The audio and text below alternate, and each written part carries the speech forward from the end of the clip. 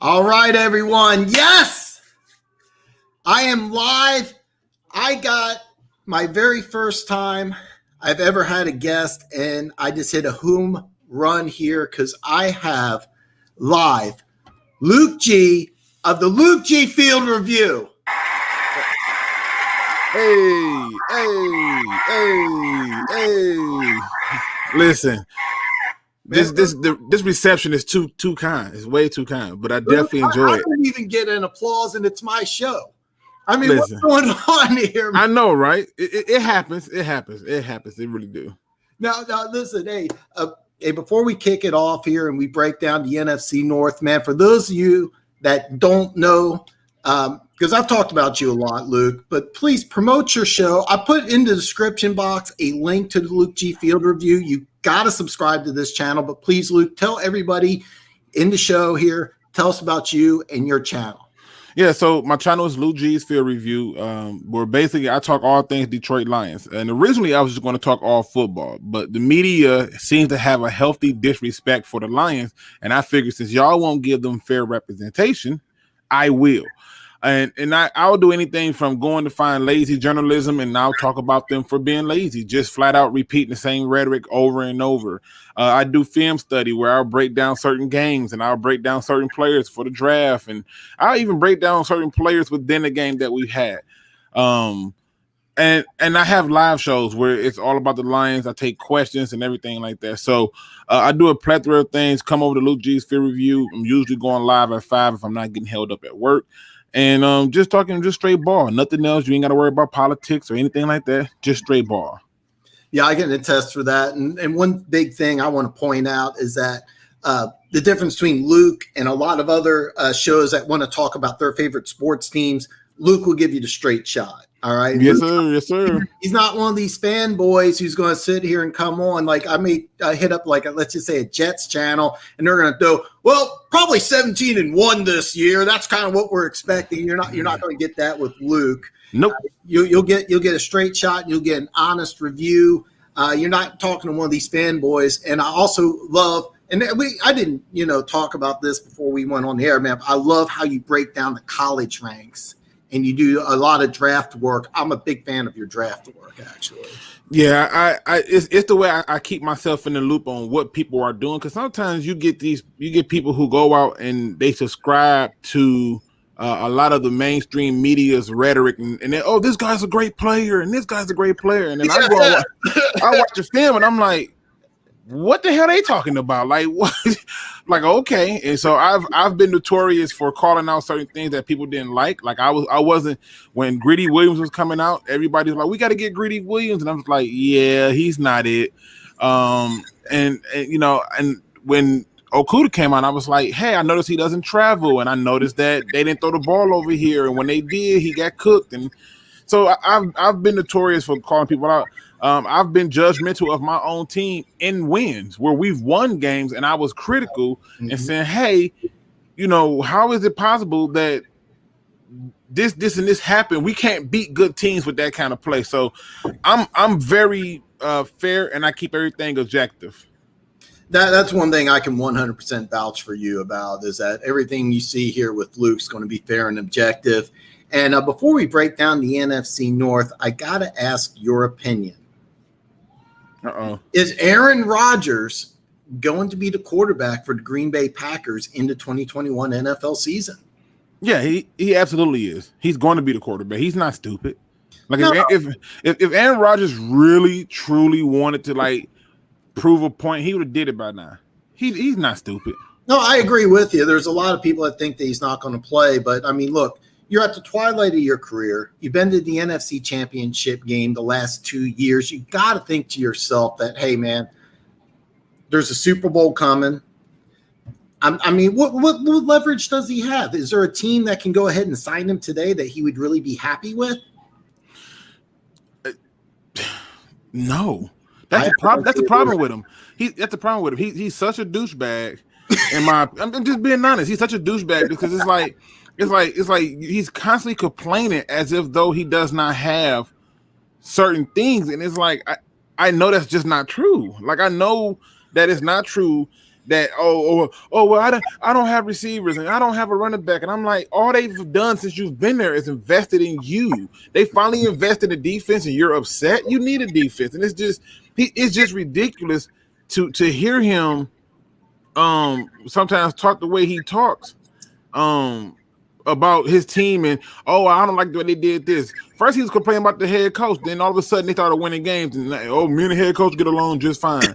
Then he was, it's like weird. Now he complaining about the general manager, and then he's going to complain about the offensive coordinator. Then tomorrow it's going to be about the refs, and then it's going to be about the fans. And it's going to be about his girlfriend, then somebody in his family. It's just too much. Like he needs to fall back and just relax a little bit. He's doing too much. No, I agree with you. I think he is going to be a starting quarterback for the Green Bay Packers. I don't think he's going anywhere. And he knows. What's he do to make? I think it's $35-40 million if he plays. I mean, he'll probably get something. Let's just say he sits out. I'm sure he's got fallback plan. He's not going to be broke. But, I mean, he's going to lose between $35 and $40 million if he wants to sit out this year. I mean, it's not feasible that he's not. He's not leaving that money on the table. Come on now. No. I mean, let's be honest.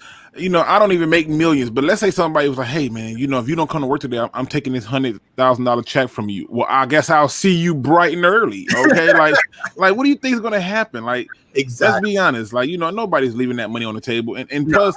He's not going to kill his career because he's so self-centered and he's such a narcissist that he's trying to create his brand and be the greatest of all time. But if you really look at it, he's probably going to go down as one of the more better quarterbacks who's pretty much had somewhat of a failed career. He should have had way more Super Bowls than what he got if he's so great. And a lot of the times when you look at it, they say, it's the team. But it's like he's had more talent than most quarterbacks who've won. Oh, I'll tell you what, there's a couple of years that they should have won a Super Bowl. I remember the 15-1 season. The Giants came up there to Lambeau and beat them. You can argue that they should have went to the Super Bowl last year. I really thought Tampa Bay was the better team. I knew Tampa Bay was going to win. That front seven they have. And look what they did to my Chiefs. I mean, but yeah, we're on the same page here. I just wanted to get your opinion on the Aaron Rodgers situation. And then now what I'm going to do is I'm going to share my screen here, and we're going to break down the NFC North. Now, here's what I got here, Luke. The NFC North odds, and I'm using the William Hill Sportsbook in Iowa. So if you're using a different casino, you may have different numbers. But here's what I'm looking at. Green Bay is a massive favorite by the William Hill Sportsbook to win the division. If you're not familiar with sports betting, the way it works out is that this is all based off of a $100 wager. Green Bay at -135 means you have to wager $135 to win 100. The positive means that if you wager a $100 bet, for every 100 would win. For Minnesota, it's 275. Chicago 360, and Detroit 2,000. So it's 20-1 odds that Detroit will win the division. I got to ask you, Luke, man, what is your opinion? Should the Packers be favored to win this division? No. That's even if Aaron Rodgers plays, in my opinion. I mean, let's be honest. When you sit there and you look at that division, certainly the Packers are not a team that the Lions should be concerned with. We've been in games with them and have had games taken away in the form of officiating. But let's take the officials out of the equation, right? Look at the game that they had against Detroit last year. They beat them 34-30. 34-30 with the worst defense in NFL history. Okay. Then before that, they beat them 23-22. And these are not even games that you can look at. You're talking about less than a possession realistically in most cases. But let's be honest. When we're looking at the NFC North, the team that we should really be concerned with is the Vikings. If the defense somehow gets revitalized and they somehow can keep Devin Cook healthy, and now you added another weapon in Justin Jefferson to go with Adam Thielen, and so you get that thing going. That go your real threat right there. Minnesota should be the team that we are concerned with the most. The Bears, I think, are the team that's going to probably be the one that you just don't have to worry about, because I think that you got a guy who's basically on the last leg and he's already panicked. And to me, I don't think he's going to start the best quarterback of the season. He's just going to start Andy Dalton. And at that point, that just makes it easier for him to lose his job. So no, they should not be favored. And it's a reason why a lot of this betting happens in this way, because they know that the average fan hears the word Green Bay and go, "Yep, favorite." Well, that's exactly what happened. And, you're looking at almost a 3-1 difference between Green Bay and Minnesota. A lot of people have the Vikings and the Bears. Now, Luke, hey, man, I'm going to pick on you here a little bit. Should your Lions be a 20-1? I mean, it's 20-1 odds for them to win the division. Are they this much worse than these other three teams? No, but I think they should still be 20-1. And the reason I think they still should be 20-1 is because that's easy money for me. Okay, because if you think about it, this is any given Sunday, and we've already seen that through history that hey, it's possible for teams to do a quick turnaround with new coaches in that first year. The difference with our new coaches is we have a front office that includes a man who somehow seems to do this over and over again in John Dorsey. And when you got somebody like John Dorsey who can constantly keep putting together teams with talent and things that look like it shouldn't work, but it does, your confidence levels go up. So to me, yeah, let them keep it 20-1 because everybody's going to hear the Detroit Lions. Then they're going to go and look at headlines and see that, oh, the Lions are going to have the first overall pick. But they forget, with the worst defense in NFL history, they still won 5 games. So just get rid of that guy and that scheme, and you're already back on top to have an opportunity to win a division. It's any given Sunday for a reason, people. It's because any given Sunday, we really can have a chance to win. Well, you know what? I should have asked you this, before I'm going to spring this on you here live, because what I looked at as an outside observer, somebody who's not a Lions fan, is that you bring in a head coach from the Saints. You bring in a defensive coordinator from the Saints, but I had a couple guys that follow my show and your show tell me that they're not going to run the 4-3 defense there in Detroit. They're actually going to run a variation of the Don Capers 3-4 defense. What kind of defense should we expect from the Lions this year? The 3-4. And the reason that they're running that Don Capers style of defense is because Don Capers is the safety blanket to Aaron Glenn. If you look at the Lions have a number of safety blankets, right? We got a very young head coach and Dan Campbell. Well, what's the safety blanket to him? Anthony Lynn, right? So I like the Anthony Lynn pickup. I thought that was a smart move. He got a bad deal. He got a bad deal in LA. He really did. Listen, again, it's one of the things I look at and I go, I can't kill it. But then you start to look at the other group of people. So let's go on over down to the other safety blanket. You got a fairly new Brad Holmes, but the safety blanket is John Dorsey. And so when I look at all of these different safety blankets and I look at that, yeah, the defense is going to mimic Don Capers because guess what that does? It allows for our defensive coordinator, one, to still call the defense, but two, to put the focus on the side of the ball that he has a specialty with, which is the DBs. And if you seen how Okuda played last year as a rookie and how they utilized our safeties, yeah, you want that extra attention in them to be better. You want them to have somebody who can do it. And just look at what he did for the Saints. Before the Saints added him as the DB's coach, man, they was getting torched left and right. Cornerbacks wasn't doing anything. They was looking embarrassed. People was passing the ball on them with their eyes closed. One guy was sleepwalking and threw a deep 40-yard pass, and it was completed. It's just a difference. And then he comes in and all of a sudden they get a rookie corner in Lattimore, and voila, the safety play is different. The cornerback play is different. And now they've moved up. So to me, playing in that 3-4 is smart because we don't have a lot of the pieces to stay in a 4-3. We just don't. Not after what Matt Patricia did. No, it looked like during the offseason, especially with the drafting 2-4-3 defensive tackles, it looked like to me because I'm trying to remember his name. I keep on wanting to say it. I think it's Dennis Allen, who's the defensive coordinator. He took over for the Saints. He brought in Aaron Glenn. Remember, they had Rob Ryan there, and that was just a complete disaster. They switched to the 4-3. So what I was looking at this offseason, hey, you get a couple 4-3 defensive tackles, but now you're telling me, because I was fully expecting as an outside observer that the Lions are going to run a 4-3 defense, but now, thanks to some of your guys and listening to you, we're actually going to see a 3-4 defense. Is that so? Well, are we going to see like a pseudo 4-3-3-4, or are we going to see like that Don Capers zone blitz, old school Pittsburgh Steelers Blitzburg type defense? I think you're going to see that zone blitz Pittsburgh Steelers type defense. I mean, it's what he did. It's what he did for the Packers. It's what he's did for most of the teams that he's been on, including the Dallas Cowboys. This is what he does. And if you look at the way we added our talent and just pay attention to it in that way, you're talking about having a front line that's going to have a rookie nose tackle. It's going to have Michael Brockers and then a rookie DN as the down 3 linemen. And then on the outside, you're going to have Romeo Okwara, Trey Flowers, and then on the inside, you're going to have Derek Barnes and Jamie Collins.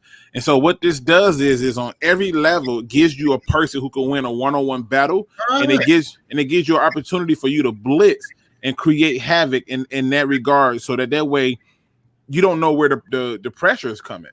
I was really looking for a standard 4-3 defense, especially after the draft. And I'm going to kind of go to my next step here, is that I was very high on the Lions draft, but we won't touch too much of this on here, Luke, but I kind of want to get your idea, because I know you do a lot of draft content. I love your draft content, by the way.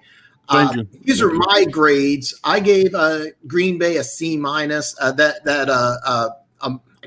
think it's Dynami or Amari Rogers, that 3rd-round receiver they got out of Clemson. That saved Green Bay's draft, in my opinion, because I think I love that kid. I gave Minnesota an A. I gave Chicago a C-. I think they had a lot of holes, and they just had 2 spots that they addressed in the draft, in my opinion. And I gave your Lions an A- because I loved your 2nd and 3rd round picks. Both those guys were really great value. And I liked the Sewell pick that you had at 6. Is there anything that stands out with my draft grades that you strongly disagree upon? No, because I've learned to not do draft grades no more, because listen, you got to understand, like, think about this, right? If you think about how grading systems work, right? It's generally after you've done the work and somebody's reviewed the work, right? So absolutely. So until I see the work done by the draftees, I don't have anything to review to grade them on. And so I stopped giving out grades, because at that point, when you're giving out those grades, you're giving them out a little premature. It's almost like you have like a classroom and you're like, yeah, little Billy's going to write a great paper. It's going to be amazing. A paper. He's going to be amazing. And then little Billy comes and tell you the dog ate his paper, and you're like, but I gave you an A. Yeah, it's not going to work like that. So for me, I can't kill anything about your draft grades. Now, if we were to take the grades out of it and just talk about who really helped their team the most, and then that's different. And to me, the team that helped themselves the most was the Detroit Lions and the Vikings. The Bears, I think, did okay. But to me, the fact that you traded up, gave up all that draft capital, and you're not going to start that quarterback, that just makes me wonder, well, what are we talking about here? Well, the funny thing is that they give up all this trade capital to get the quarterback, and if they don't do well this year, Nagy's going to be gone.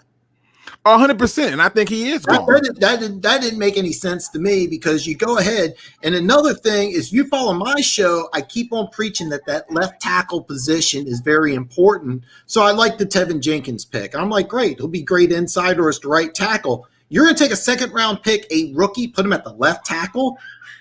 And then you're expecting also to make the playoffs. If the Bears, let me ask you this: if the Bears don't make the playoffs this year, is Nagy gone? Oh yeah, he's fired. If they don't make the playoffs, I gotta be honest. They can make the playoffs. If they don't win the game in the playoff, he's fired. I could see that. I think the playoffs is the bare minimum for Nagy. I think that if Nagy doesn't make the playoffs, you're fired. But look, you're looking at a rookie left tackle. You lost a lot of pieces in free agency. Then you trade up for a quarterback. And ideally, it's best if you're Justin Fields, you don't want to play year one. You want Justin Fields to sit. Now, this is my opinion. I think rookie quarterbacks need to sit for at least 1 year. All the best quarterbacks have sat their rookie season. I mean, there's a few exceptions, but for the most part, if you're a rookie quarterback, it's always best if you sit for at least 1 year. Personal opinion only. Now, listen, I don't knock your view on that, but there are certain teams that I look at and I'm like, you did way too much to not start these guys. Like, for example, the 49ers, all that you gave up, and you telling me Trey Lance ain't the starter? No. The Bears, you did all that to move up a few spots again, similar to what you did with Trubisky, and you telling me he ain't the starter? Nah. Well, Lawrence and Wilson are going to start in Jacksonville, New York. I mean, that's exactly, because they're not stupid. No, they're not stupid. They're basically saying, and I don't mind them sitting. I really don't. I think that the sitting is very intelligent for a team to do. But when you are a team that trades up and give up assets, no. If Jacksonville set Trevor Lawrence, I wouldn't kill him for that. They didn't do it. I wouldn't either, but that's not going to happen. I mean, let's be very clear. Lawrence is going to be day one starter. Right. And you're hoping that whoever you take at 1 or 2 is a day one starter off the gate. It's just the way it is. That's the way it should be. So when I look at these teams, and like you said, Amari Rodgers, but they took another receiver. I'm trying to think, who was it? Was it Minnesota or was it Green Bay? I'm trying to think in my head. Amir Smith. Rodgers in the 3rd round, and then somebody took Amir Smith from Iowa. I love that receiver. He hurt himself being stupid, but that receiver from Iowa is a. You know what? I may be wrong about this. I think Minnesota got him in the 5th or 6th round because there was some off-field incident with him, and if I remember correctly, if it's the same guy. But I did like the Rodgers pick because I was not a fan of Green Bay's first couple picks. I was about ready to give them a D. It's just because they overdrafted both of these guys, and then they chose Rodgers, who I think will be have an impact on this team this year. Yeah. So what I did was I wanted to kind of go through because, like I said, sometimes my memory don't serve me best, and I know that to be the case. So I wanted to go through, and I just went back to reference it because I know it was one of these teams that took a receiver that I really like. So the Packers took Amari Rodgers in the 3rd. Yes, and that's I was ready to give them a D, but I love that Rodgers pick because there was a lot of mock drafts where he was going in the 1st round. I didn't think he was a 1st round player, but I absolutely loved his game. He's built like a running back. As a matter of fact, at his pro day, he actually worked out as a wide receiver and a running back. Yeah, see, Minnesota to me, what Minnesota did to me was they said, okay, now I'm not a fan of Christian Darrisaw like that, but I understand why they took him. Yeah, they took Kellen Mond so he can sit and learn in the 3rd. That's cool. Chad Surratt is basically another version of Anthony Barr. I get it, right? They brought the guard in from Ohio State because it's Ohio State. They had a good line. Okay, Patrick Jones, the DN out of Pittsburgh, was huge for me. But when they took this guy right here, Amir Smith Marset from Iowa in the 5th, I was like, oh. I'm like, this guy, man. I'm like, come on. I just hope that we by the time I hope they don't realize what he is and we can find a way to sneak and steal him. Well, you know what? The number one thing I liked about the Vikings is that you trade down and you still get a guy who's going to be your day one starter as left tackle, even though and one thing is I'm bad with names, so I apologize. Gary Kubiak, the offensive coordinator, he's retired, but his son's taken over. So I'm not really looking at too much of a change in offensive philosophy for the Minnesota Vikings. But you get a day one starter at left tackle in a pretty simple offense, simple and explosive offense. But what I liked is that you get the Jets pick in the 1st round next year. Are you going to tell me there's any way that the Jets are going to finish dead last in that division? It's possible, but I feel like it's unlikely. That's the way I look at it. So I'm looking at the Vikings going into 2022 with probably a top 10 or at least top 12 draft pick, plus their own first-round draft pick. And also in that offense, Kellen Mond, I think is a great backup quarterback. It wouldn't surprise me if 2 or 3 years from now, Cousins is gone and Mund's running that team. I mean, you need Dalvin Cook to be healthy. If you're the Vikings, if Cook's out, it's a completely different ball game. But 100%. There, yeah. And then what I'm going to do here is this is funny. And one thing I want to do is this is my buddy Tim. I've known Tim for a very, very, very long time. I actually have known Tim before his wife knew him, and he's been married for a long time. He has a great question, actually a statement here, but I'm a huge fan of Swift in college. How will the Lions use him to the best of his abilities this season? Hope he blows up this year. He's a heck of an athlete. How will the Lions use the guy I wanted Kansas City to take instead of Carlos Edwards-Helaire? How will they use DeAndre Swift this year? Well, I think if you just go back and you look at, you got to go back to the Eagles, okay? And you remember LaShawn McCoy, right? Remember how the Eagles used to line him up, and they would get him in zone runs, and they would sometimes get him in a lot of stretch plays and things to give him space to work. I see them doing the same thing with Swift, and I see them really utilizing him out the backfield because guess what? He's a matchup nightmare.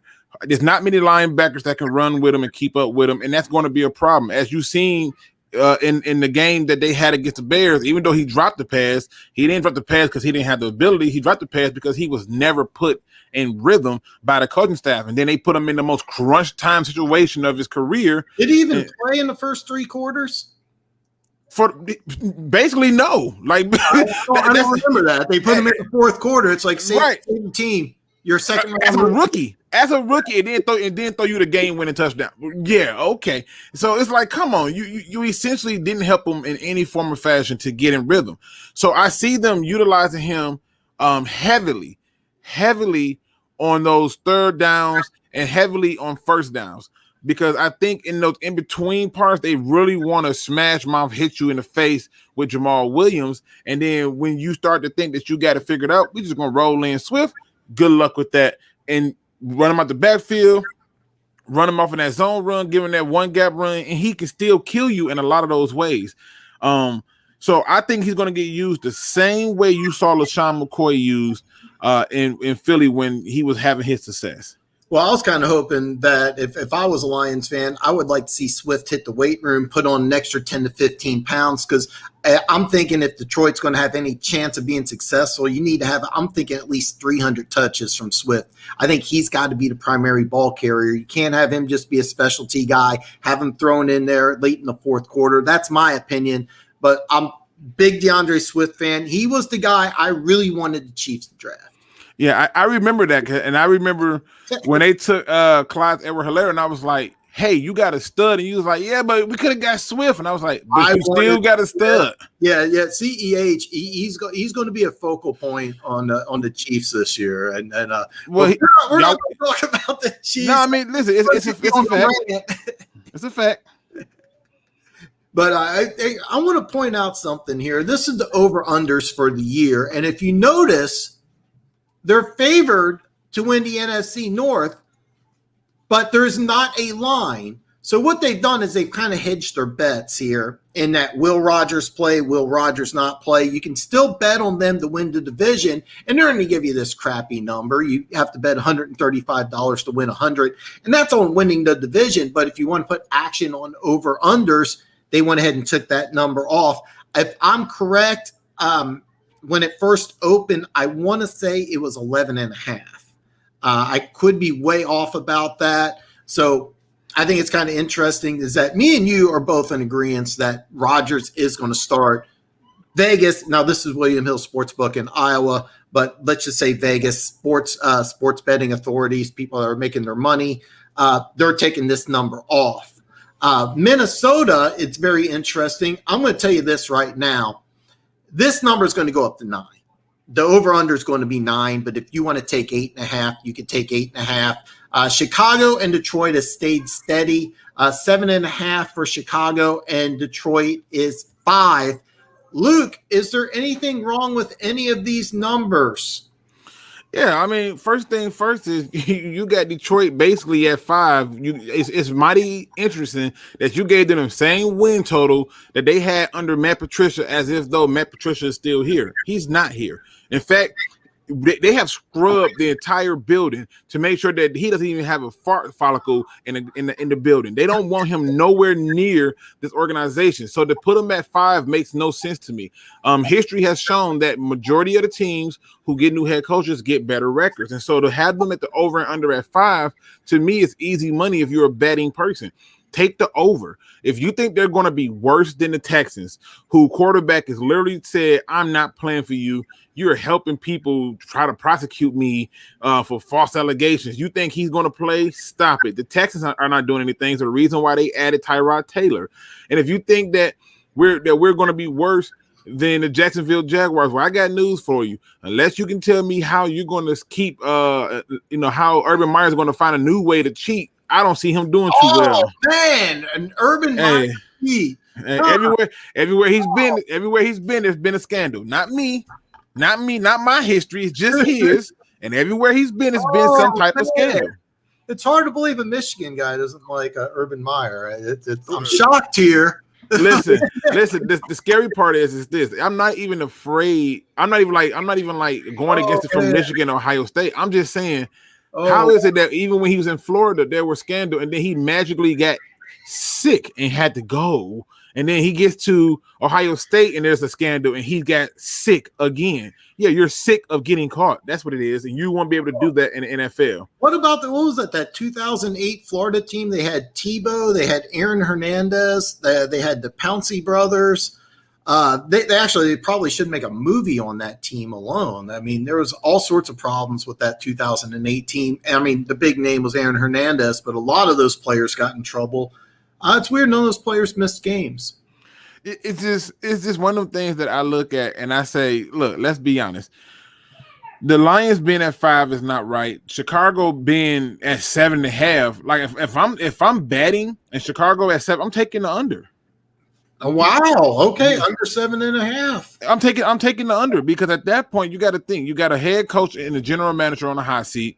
They're refusing to start their quarterback that they just brought in, and somehow they keep forgetting that they have a really good running back in David Montgomery. I don't know why, but they've forgotten every single time. And so he didn't blow up to the last 6 games of the season, and because they realized it. You loved him, if I remember right. Didn't you like him a lot coming out of Iowa State? I did. Yes, I did. And that's why I was so shocked to see that. I'm like, you're not even utilizing him. Then, like you said, they go out and they get Tevin Jenkins. And I'm like, okay, cool. You got Tevin Jenkins. And I'm thinking that would be great if you just can do the same thing for him that the Dallas Cowboys did for Tyron Smith, which is allow him to play that right tackle spot, then move him over. Nope. They brought him right in and said, yep, left tackle you are. Yeah, baby, cha-ching. Well, I don't know if that was a smart move. Right, just based on the division. I made my draft grade on the Bears thinking that Tevin Jenkins was going to be a guard or on the right side, and then they cut Jay Leno, the starting left tackle, and I was completely floored by that. It didn't make sense. So, yeah, it didn't make a lot of sense to me. And when I did my draft grade, I really liked the Jenkins pick. I thought it was a good move. And I'm like, okay, good. You got a young quarterback. You're going to build your offensive line. Then you want him to play left tackle. That's got to hit. He's got to be a stud left tackle right away for that team to do anything at all. And my apologies, folks. I'm a little behind on the comments here. We've got a little trash talking in here. My buddy Mike here.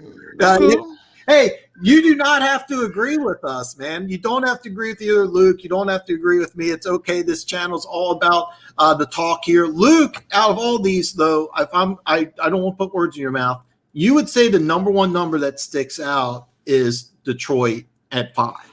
Yeah, that, and then the Green Bay not having one, because once you go down to the Green Bay not having one, it's like funny. Think about this. They want you to bet this money and say that they're going to win a division, right? Because you heard Green Bay, right? Mm-hmm. But let's be honest. They so confident that they can't give you an over and under. Why? Because they know what we know. They know that there's going to be some shift and some changes in there, and there's some disruptions going on with the Packers. when you go through, you go through and you look at Detroit and you just figure, okay, you telling me that they got worse with a new head coach, better coaching staff, better front office. Show me the team John Dorsey went to and it sucked when he got there. Oh, man, the team that sucked is the last two teams. Look what he did in Kansas City. He took a 2-win team. Very next year, they're in the playoffs. Matter of fact, I'll go a step further. There is not 10 people more responsible in the Chiefs organization for them winning a Super Bowl than John Dorsey. There's not 5 people more responsible in the Cleveland Browns organization for the Browns winning a playoff game after going winless than John Dorsey. Matter of fact, I'll even take another step. Who's more responsible for the Browns winning a playoff game this year? Dorsey or Stefanski, the head coach? I'll say it's Dorsey because Dorsey built that team. Exactly. And it's another thing that I point out to Lions fans when they say, oh, we're going to be worse and we're not. And I'm like, wait a minute. That team was 6-10 and went 11-5 and won a playoff game. What are you talking about? Like, the turnaround don't take much, but it's one of them things where I don't think people pay enough attention to what John Dorsey brings to the table. If you even go back and watch the Inside the Den, where the Lions had a 37-minute video showing you behind the scenes of the draft, you saw a amped up, hyped up, anxious Brad Holmes, and then you just look at John Dorsey sitting there smiling, eating an apple like the boss that he is. Like, oh, be kind. We ain't got to trade up. He's going to fall to us. And Brad Holmes is like, nope, we got to get up there and get him. We got to trade up and get him. And he's sitting there like, no, just relax. He's going to get there. And then when he actually watched that, Funk sent that to me. I'm telling you. And then he gets there. He gets there to the pick, and he just smiles and go, told you we ain't got to move. And this is the mindset of a genius who understands how things work. And so when you look at this idea of 5 wins, I can tell you more than 5 wins just based on opponents on the schedule. All right. Actually, you know what? This is a true story. I think it's 810 Sports Radio here in Kansas City. It was Dorsey's first or second year here in Kansas City, and third round. And Dorsey nailed 5 consecutive picks in a row. He says, this team's going to pick this player. This team's going to pick this player. As somebody who does mock drafts, I know you do a little bit of mock drafts. I do some mock drafts.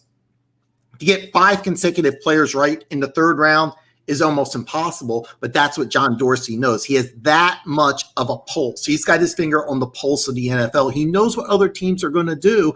And as somebody who's not a Lions fan, I can vouch because he did this in Kansas City. The team that you're looking at now, late June, early July, and the team that's going to play week 1 against San Francisco 49ers is going to be completely different. You're going to have several new starters. I can promise you that. And that's the thing that I don't think people look at. I was on fellow DSA members channel, Lions on the Prowl. Shout out to them. And he asked a question subscriber asked a question, how many starters from this draft are we going to see by the end of the year? And I said all of them except for Jefferson, because Jefferson is not going to unseat Swift or Jamal Williams. But every other pick, Sewell, starter, Enrique, starter, McNeil, starter, Derek Barnes, starter, Amon-Ra St. Brown, starter. All those guys are going to start. I really liked that pick. I loved it. I thought that guy was going to go. I don't know anything about the Purdue linebacker, but the Oregon State running back, it's Johnson. Am I correct? You got him in Jefferson. Jamar Jefferson. I watched him play, and he's going to make the team. I'm telling you this right now. He's going to make the team. Is he going to be a starter? No, but he's going to be part of the 53. He's going to contribute some. And he should. That's the thing that people got to look at with this first draft is what he put out there.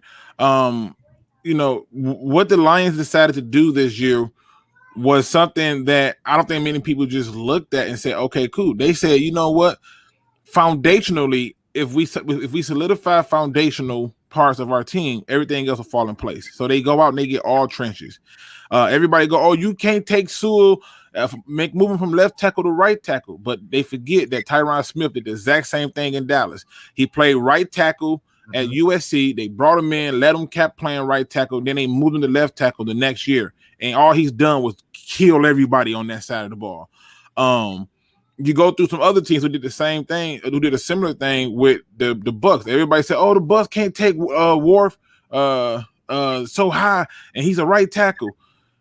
Well, it worked out for him. Quarterback stayed upright. They ran the ball, and there was no conflict. And so a lot of times we as the fan base we get caught up in fantasy football. We get caught up in betting. We get caught up in John Madden. We don't look at football for football and ask yourself, how does this move make sense? And what does this move propels this team to the next level? The Lions did something crazy enough to say that we got, 4, 5, 6 starters in this draft. I'll tell you this about Sewell, and I may be wrong about this. Actually, you know what? I think he just played left tackle. I was going to tell you, I think he started his career at right tackle and then moved over to the left side. Nope.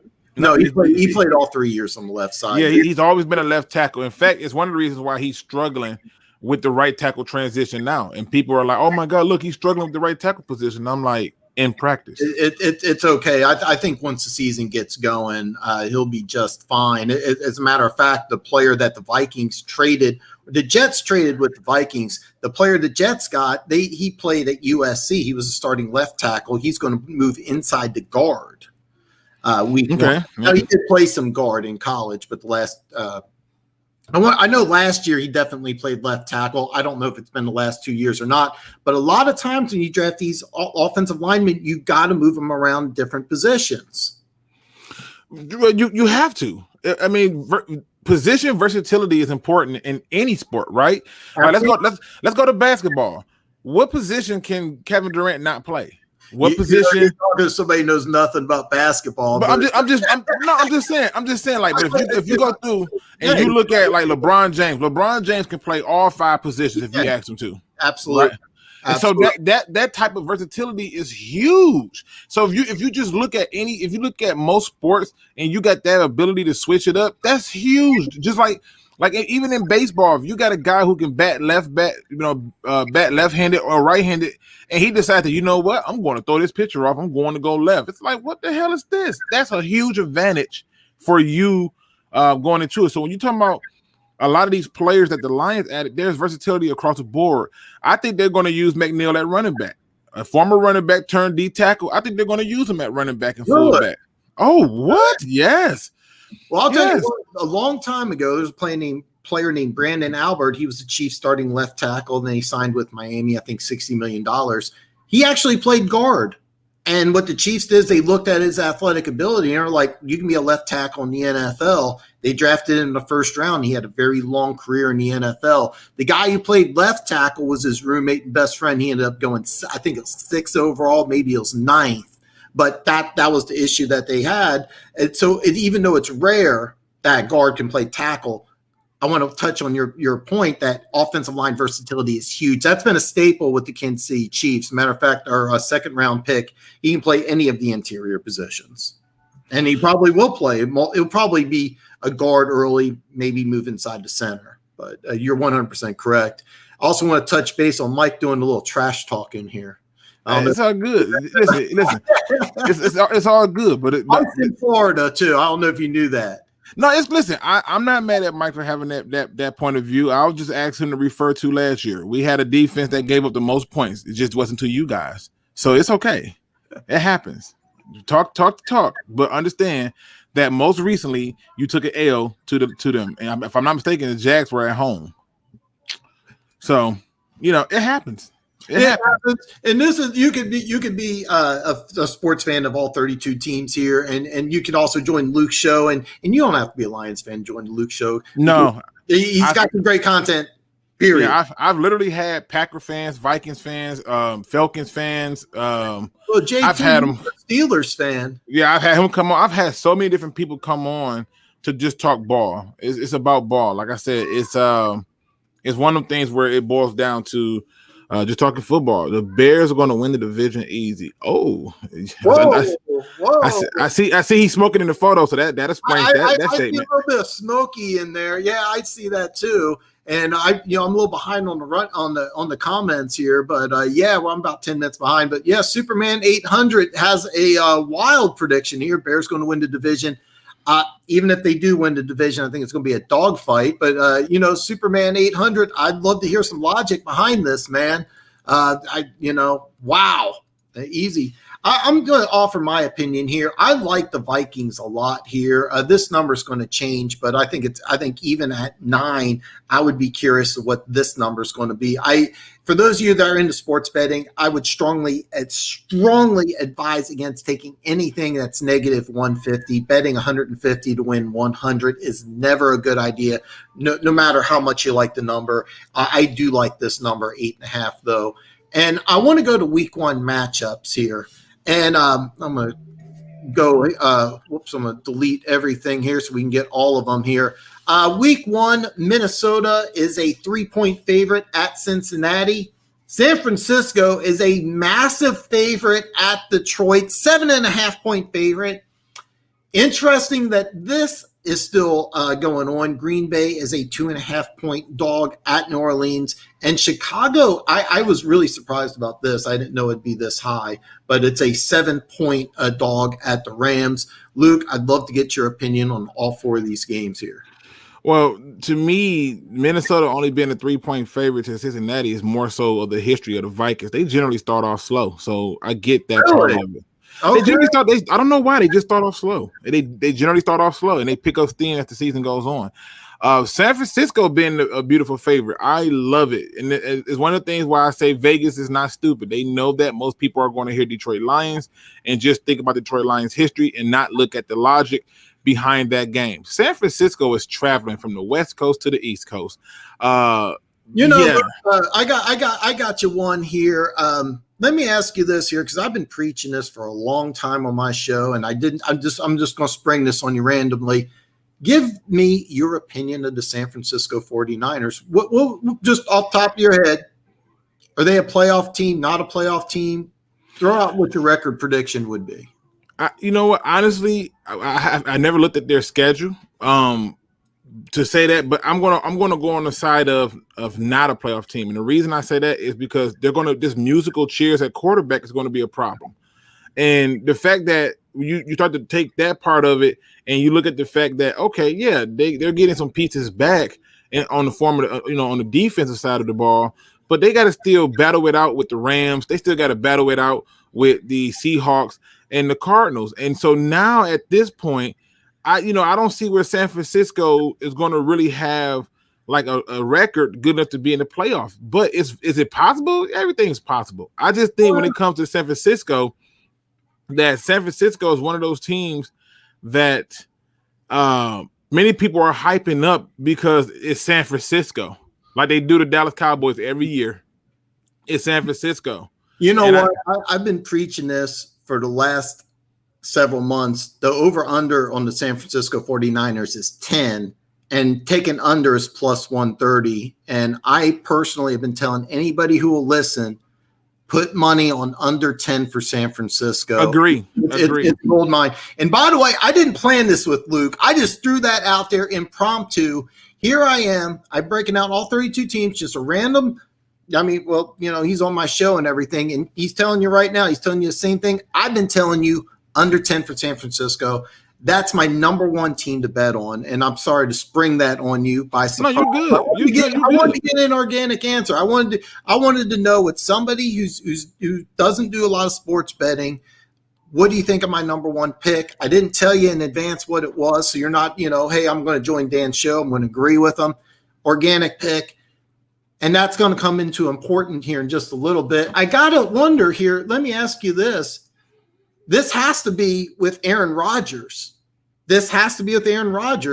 But Green Bay at New Orleans, if Rodgers doesn't play, this number is going to just skyrocket up. Obviously it is. I mean, but I find the number to be intriguing because they act like New Orleans just did something with like Jameis Winston at quarterback. So it's like what the hell is going on here? Again, they're not stupid people. They know how to play on your emotions. When they set these numbers up, to play on your emotions because they know that most people bet with feelings. And so when you bet with feelings, they know for a fact that, you know what, let me do this. And if you think about it, it's the same thing with most of your favorite products. Everybody go out and buy certain products because they promote to your emotions. They don't promote the product, they promote to your emotions. So this right here tells me that most people are going to look up and say, oh, it's Green Bay. And yeah, we know that New Orleans is at home, but guess what? they know that you're going to say that, and you're not going to think, and you're going to make a dumb bet. And guess what? They make the money, and in the midst, you just look stupid because you got caught thinking with your emotions instead of thinking with your brain. You know, Luke, I wish I would have said that. I wish I would have said that because I promote, sports betting. I promote hitting those casinos, take money away from those evil casinos and put money in your pocket. I wish I could have bottled what you said and use it and take credit for it. You can take credit for it. You can have it. Take credit for it. Luke just said, because you're 100% correct, and I wish I would have said that myself. People bet with feelings. Yep. And I teach you not to do that. Well, and that's one of the reasons why when I promote your channel, I tell people if you're into sports betting, go over here because I don't do a lot of sports betting, right? But one day I decided I was like, you know what? I'm going to test out one of his theories, and so I did it. And I was like, oh, I won. Okay, all right, okay, this works. Do not bet your rent money, folks. Don't do it. Right don't now, do it. Bet your rent money. Put some extra money aside, but take money from those evil casinos. All those buildings, all those bright lights, they got plenty of money. Take money from them, and that's what I try to help people do is to win some money. And I think there's going to be some great opportunities here. I actually could not have said the broken down to Green Bay, the Saints, any better than what you did. I have to admit, even though I do like the Rams in this game, I thought 7 was a little high. There's a big discrepancy, but I think that a lot of people are really high on the Rams this year. I have yet to break down the NFC West. I'm actually going to do the NFC West next week. I think the number makes sense. I mean, let's be honest. You're talking about the Bears traveling from East Coast to West Coast. That makes a difference. And then on top of that, you're talking about a Bears team who's going to come into it saying that, oh, we know who Stafford is. This is what the defensive players are going to be thinking. What they don't understand is they're going to try to do things a little bit different that allow for Stafford to be better utilized. So when you're playing off, they'll run the ball. When you come up, they'll throw it over the top, and that's what they want to do. And so with the Bears traveling, I mean, just go and look at their opening weeks for the last couple of years. They barely beat the Lions. Literally. I remember that. Swift. You know what? We talked about it earlier. Let's not drudge on about that because Swift was one of my favorite players. I felt bad for the kid. And he also brought something else. I was not aware that Minnesota was a slow starting team. Yeah, they start off. I don't know what the hell be going on. They always start off slow, and then they start to pick it up. But it's like that's been Mike Zimmerman thing. Like they're I remember one opening week they blew a team out. I can't remember what it was, but I remember they blew this team out, and I was like, dang, they blew them out. I'm like, oh, they're gonna kill the team next week. They lost, and I was like, what the hell? And I'm trying to figure out what was going on, and it just kept going up and down that whole season. Then towards like that, November area, I want to say, it started shooting up, and I'm like, oh, now they're getting their rhythm. So it's one of them things where 100%. I just look at it and I go, yeah, they on the right track to get things done in a certain way. So, Minnesota's one of the teams that just starts slow. Now, do I think they beat Cincinnati? Yes. No, I'm actually really glad you brought that up, and this is part of the reason why I created this channel is because I wanted to get inside information on teams. I live in the Kansas City area. I can tell you almost everything about the Kansas City Chiefs, but I don't know what's going on in Minnesota. I don't know what's going on in Detroit. I don't know what's going on in LA. So I'm glad you brought that up because this is a great segue into my best bets for the NFC North this year. And my two best bets are Minnesota to cover 3 points. And this is key because in preseason, I want to know how Joe Burrow looks because if I see him limping, this number's going to go skyrocketing. Yeah. But I'm looking at a revamped offensive line with a revamped defensive line. They get Michael Carter back. He sat out last year for COVID. They got Dalvin Thompson from the New York Giants. I think he's going to fit in great in that defense, Danielle Hunter. So I'm looking at that Zimmer defensive line against a revamped offense. And with Joe Burrow, again, you're not going to get 3.5 if Joe Burrow's limping around in preseason. No, I mean, and what you're really looking at with Joe Burrow is if he's putting pressure on that knee, right? If he's not putting pressure on it, then it's like, oh yeah, it's going to be a problem. To my knowledge, Cincinnati's planning on him starting But the way that injury looked, I mean, they were saying when he first got injured, he may not even start. And now Cincinnati's putting all their eggs in one basket. I forgot his name already. I know he played quarterback at Nebraska, but he's definitely on hot seat. You win 6 games in 2 years, you're on hot seat, even in Cincinnati. Yeah, well, like I said, you have to be. You talking about Zach Taylor? That's it, Zach Taylor. Yeah.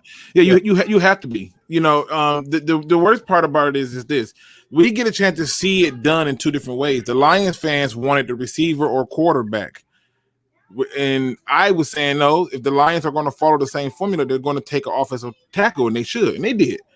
And you look at the Bengals, and I got to be honest. My quarterback can't be throwing the ball that many times, getting hit like that, and I don't do anything about the line. Well, I'll tell you what, I absolutely love 3, but I want to be very clear. As soon as this jumps up to 3.5, I'm going to go ahead and take that off the table. But I have to admit, I didn't know the Vikings were a slow starting team. I did not know that. They start off slow, but they like I said, once it starts getting going, it gets going. Well, I don't know why. I still like them to be a revamped offensive line. There's going to be multiple pieces in that offensive line, and I'm also going to pay a lot of attention to what you just said. I want to see how he pushes off. I want to see if he's scrambling around, because if Burrow doesn't look 100% and I get 3, I'm going to go ahead and take that. And then Luke, you may be surprised about this one, but the second thing I like about, and I just made a mistake here. I just went ahead and all right, let's correct this. The second thing that I like about the NFC North is I absolutely love Detroit and 7.5. I want that extra half a point. For those of you that don't know, the hook is the half a point. But Detroit covering 7.5, I would not be surprised if Detroit wins this game, but I'm going to take 7.5. I really like this game. I'd love to know what you think of week 1. No, I agree. I think Detroit wins the game, and I take the 7.5 because I think it's a fair bet. They get the advantage of having the home field.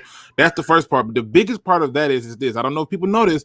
Michigan just opened everything back up for the first time in like a year. Now, folks, everything is open in Michigan. Ford Field is going to be nuts, folks. 100% nuts. Like it's going to be so ridiculous on that game. Like, it's just so ridiculous. People want this so bad, and they're going to be so drunk and loud that it's going to be ridiculous. And then the worst part of it is this. You got to keep in mind that the 49ers won't have any film to really prepare against the Lions on that week 1, but we have film on them. They run one of the most basic offenses and defenses in the NFL, that wide 9, cover 9, or cover 3 defense that they're going to run. I know Robert Saleh left. He's taken over the Jets. They're going to run the same defense. By NFL standards, this is ABC defense. Right. But the loss of Robert Saleh is huge. That's a huge loss. I think so too. A huge loss. And so when you lost him, and then I think they lost their pass coordinator too. They did. So, taken over as the offensive coordinator for the Jets. And so you lose the defensive coordinator, a key coach, and you also lose some players in free agency. But when you run a very simplistic offense and defense, nobody knows what Detroit's going to run. I don't know if you're going to get a passing. I think it's safe to say they're going to try to be a physical run first team. Yep.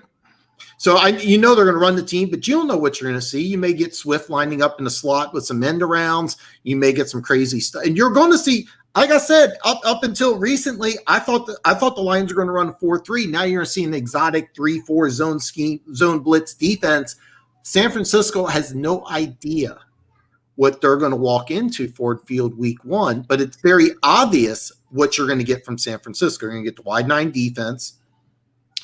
You know what they're going to do defensively. There's no secrets. There's no surprise. They're going to try to put pressure on you with the front 4, and you know what kind of offensive scheme that they're going to run. Even though Shanahan's called a genius, the 4 years he's been head coach, 3 of those years he's had double-digit losses. They don't run an overly complex scheme. It's a lot of window dressing, but it's his own read stretch scheme that his dad ran in the 90s. So there's been film on this defense, on this offense, for over 25 years. And that's the problem. It's one of the reasons why I love our odds. The fact that they're coming from the West Coast to the East Coast, the fact that we're going to have a full stadium, the fact that we don't have any film for you to feed off of. The year that we played Kansas City, my way too early prediction that I stuck to was because we played them week 4 was that we're gonna beat Kansas City. Now, lo and behold, I didn't expect for the strange fumble, pickup, run back, no whistle blown play to happen, but damn it, it did. Everybody seemed to think we lost that game when they let Mahomes scramble, but that game was lost when they got that easy score on that fumble from Kerryon Johnson. You know, I thought they lost the game is that when Stafford at midfield, you guys were able to run all over Kansas City. He takes a shot deep with over, I think it was 3.5 minutes left. Oh, don't get me started. He took a shot late, and he ended up completing the pass. He got inside the 10. I knew the game was over because the Chiefs were going to get the ball with more than 2 minutes, with 3 timeouts, and all they needed was a field goal. So, you know, you didn't, you know, anyway. Matt Patricia for you. Just so smart. So smart. What a freaking genius. You know, scientist, they say. I actually think that he'll have some help and some success as a defensive assistant in New England, but I would be shocked if he ever became a head coach, even on a college level. Yeah, it's I don't, but you know what, as being somebody who's part of the Bill Belichick think tank, I do think that will help the New England Patriots. But I don't think that he'll ever get it. I can almost guarantee he won't get an NFL head coaching job. I could almost take that to the bank. He may get a job as a defensive coordinator somewhere, maybe. But what he did there was terrible. But yeah, I love Detroit 7.5. This is one of my favorite games. Yeah, it's something that, like I said, the only reason I don't talk the betting side of the Lions game is because I'm still trying to get our fan base to just understand with a new season, you should be excited and you should have new optimism and you should have new hope. Especially when you're seeing changes that you don't usually see. Well, one of the things that I really loved what the Lions did was that when they didn't take a quarterback, because part of the Jared Goff trade was that you're going to have 2 first-round picks in 2022 and you have 2 first-round picks in 2023. Yeah. I don't know the kid's name. I know one Pride 40 does. That quarterback from Clemson, that true freshman, he's going to be the number 1 pick in the draft in 2023. There's a chance, and then I always get the name mixed up too. JT Daniels, the quarterback in Georgia, he's my number 1 prediction to be the first pick in the draft for 2022. I think there's a chance if Goff doesn't pan out, you're going to use some of that draft capital to trade up into the top 5 and get your guy. And there is going to be some good quarterbacks coming out in the next 2 years. I know this, and believe me, Dorsey's already checking it out. 100%. It's one of the reasons why I didn't want a quarterback, and I told people. Because people always get me confused. They say, "Well, Luke, you said as soon as the season's over, you said they got to take a quarterback now." And I said, "Well, if you keep Patricia for a 3rd year, they're going to suck. And yes, you got to draft a quarterback." I said, "But then once we traded Stafford and got Goff, I said now I don't need a quarterback because I have my quarterback replacement in Goff, so I don't have to force it and take a quarterback this year. I can just simply take." Offensive lineman, complete my line, and then that way when I get my quarterback of the future, he comes into a situation with an already set offensive line run game, and then you can just probably add him a receiver. He's going to have the tight end and TJ Hockenson already, and that makes more sense. And everybody went, "Luke, you crazy, we need a receiver. Luke, you crazy, we need a quarterback." And I'm like, well, the number 1 need this year really is safety, and I'm not taking one at 7, so I don't care.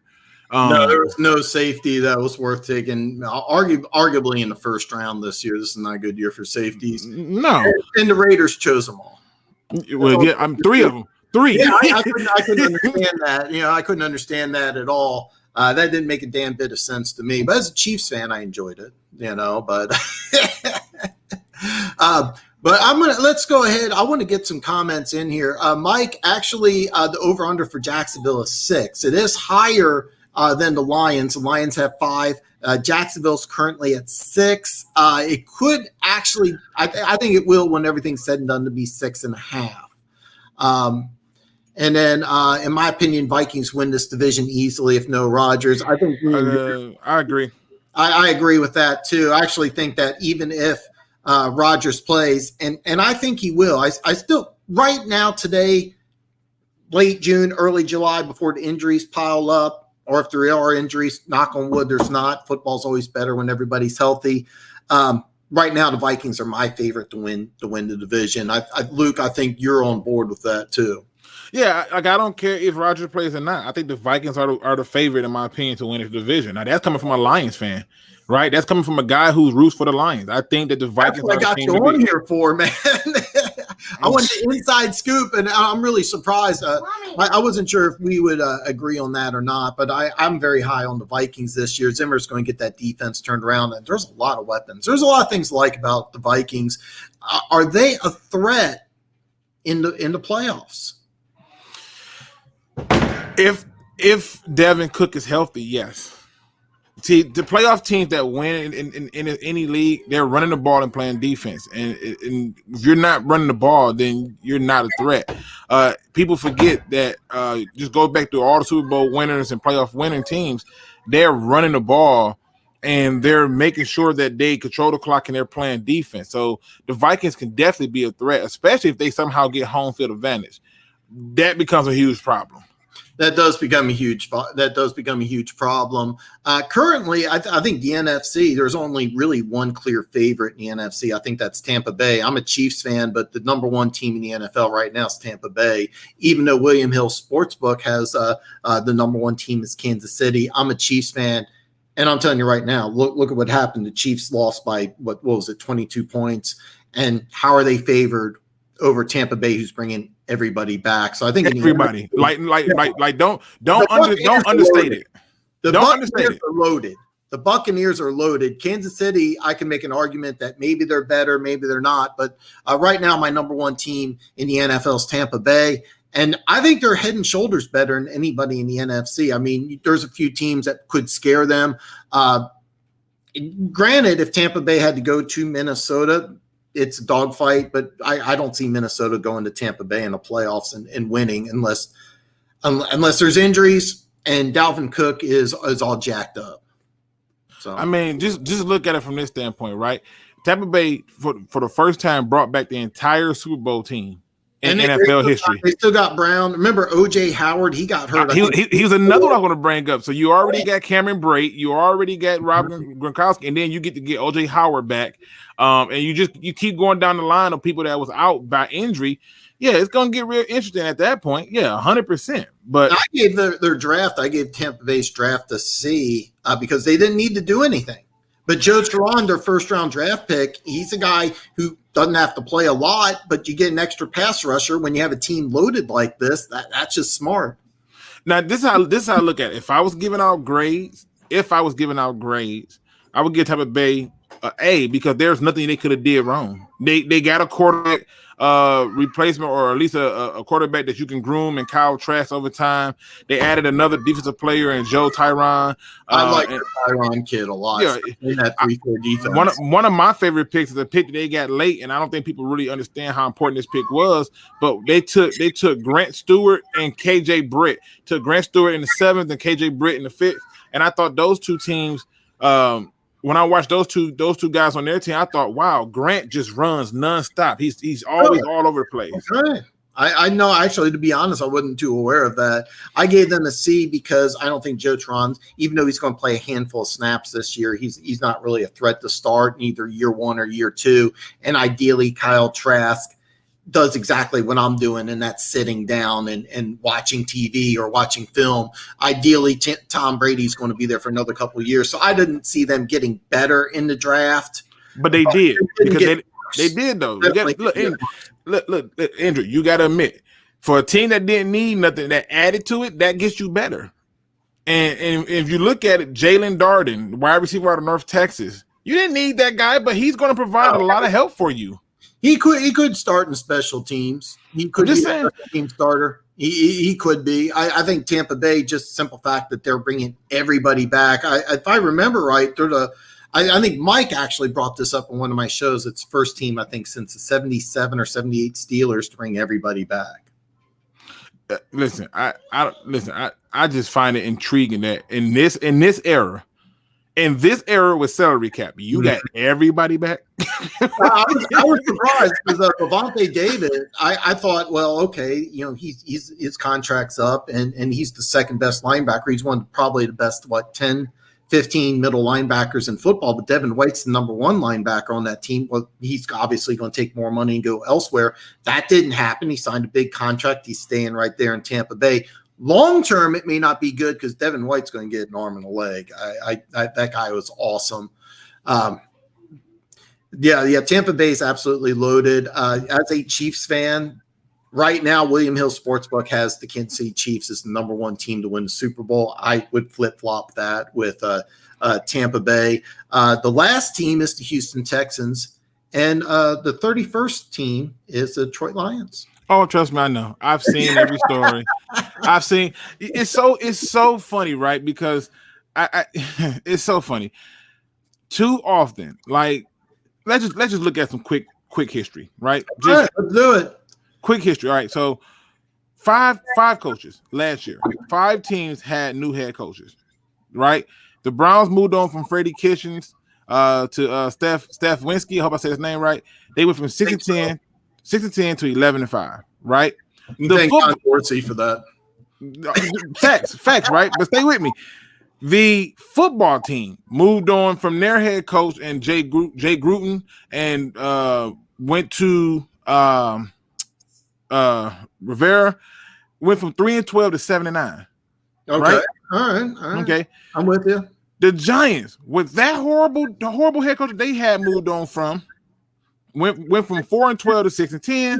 The Panthers, the only team that had the same record with 5-11, right? Out of those 5, the Cowboys were the only team who had a lesser record, going from 8-8 to 6-10 out of the 5 last year, but they lost their quarterback for the season.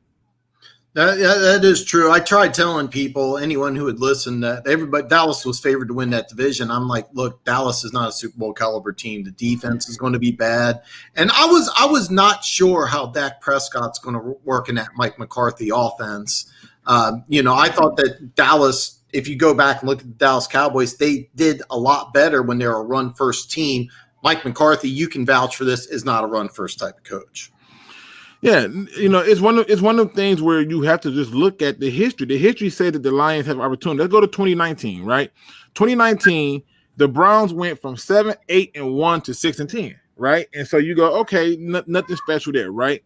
But in 2018, the Buccaneers went from 5-11 to 2019, 7-9. The Packers went from 6-9-1 in 2018 to 2019's first year head coach 13-3. So I was surprised about that one. I did not expect that much of a jump. and so I was floored by that. And so what you're starting to see is over time that most teams who get new, I mean, even in 2019, the Jets finished 7-9, but the previous season they were 4-12. Most of these teams who get new head coaches are getting better. Their records are getting better. They're getting more wins. And so I say that when they sit there and they put the Lions at number 2, I laugh because I'm like, you say this because you know that most people are going to bet with their emotions and they're going to make the wrong bet and lose money and you gain. And that's the problem. Well, listen, I always tell people, don't bet with your emotions. Let me change that. I'm going to start telling people that because I wish I would have said that. I really wish I would have said that. Don't bet with your emotions. Use facts, use statistics, do your research. Who says that at the end of their show? You know me, if you don't do your research, you're going to look foolish. And I'm a big believer in doing your research. And if you make a mistake on your research, it's fine. Just go back and do some more research and get better next time. Absolutely. Let's see. I'm going to read some of these comments here. Mike's got the Jets going 3-14. I wouldn't be surprised if they went 3-14. I would be shocked if the Jets finished anywhere below the cellar in that division. Pete, welcome, Pete. Man, I haven't seen you in a while. Saw you last week, though. That's really good to see.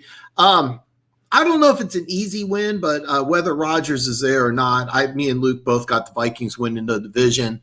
Let's see here. What else do we got here? I got behind on comments, and that's my mistake here, but I've been enjoying my conversation with the NFC North expert here. And it's kind of neat that we both agree on the same thing here. We're both looking at the Minnesota Vikings as the team that's probably going to win the division. That's fair to say, isn't it? Yeah, I mean, I think it's the best bet. If you, I mean, this is what we're doing here. We're talking about making decisions that are sound decisions based on information you have. It's the best bet that they're going to win the division. No, I think so too. And the number's not bad. You're looking at plus 275, and that's basically almost 3-1 odds that you're going to get for a team that's got, you got everything that's really in their favor. The only thing that's not in the Vikings' favor is that last year they had the 30th ranked scoring defense, but Zimmer's consistently had a top 10 defense. So it's safe to say that the Vikings are going to move forward. They're not going to have the 30th ranked defense. They're not going to give up 30 points a game. That's what I'm looking at. So I think the Vikings, and the reason why plus 275 wasn't in my best bets is that you're still getting less than 3-1 odds. And bottom line, Green Bay the last 2 years has won 13 games each year. So, I mean, will they slide down? I think so. But how much of a slide will they take? So I don't like the 2-7, even though I'm not going to put that as my best bets. I think those 2 week 1 games with Minnesota covering 3 at a revamped Cincinnati team and Detroit covering 7.5. Those are my 2 best bets. Which I can't argue. I can't argue with it. I think if you just got to look at it, they have the advantage in Detroit, and ironically, like you said, the Bengals are still trying to revamp. And I hate to say it, but Zach Taylor ain't giving nobody no hope. No, he's not. I would say he's probably my number 1 coach on the hot seat. I do like that they did revamp their offensive line a little bit, but I mean, is Burrow what? That's one of the things for preseason I really want to watch is how Burrow looks, because if he's gimpy at all, that 3 number, you can just throw that right out the window. You got to excuse me. I'm trying to mute this thing because my kids are in the back going nuts. They're excited, man. They're on. They're going nuts. I'm surprised. I made the fatal mistake of allowing them to take a nap too long, and I'm like, well, there goes my night of sleep. So, but yeah, I mean, yeah, it's. Listen, I think when we come back and look at this, you'll obviously have hindsight. You'll have the 2020 vision, and you'll be able to see things a little bit different. And you look at these numbers and how they're going to move, especially for the Lions. They're going to move. Absolutely. And so if you better make sure that you're paying attention to the Lions and all the teams in the division, because they're going to move. Obviously, if Aaron Rodgers don't play, they know that most of y'all are going to go nuts and think that the team evolves around Aaron Rodgers, and so the bet is going to be in a way to make you bet for that.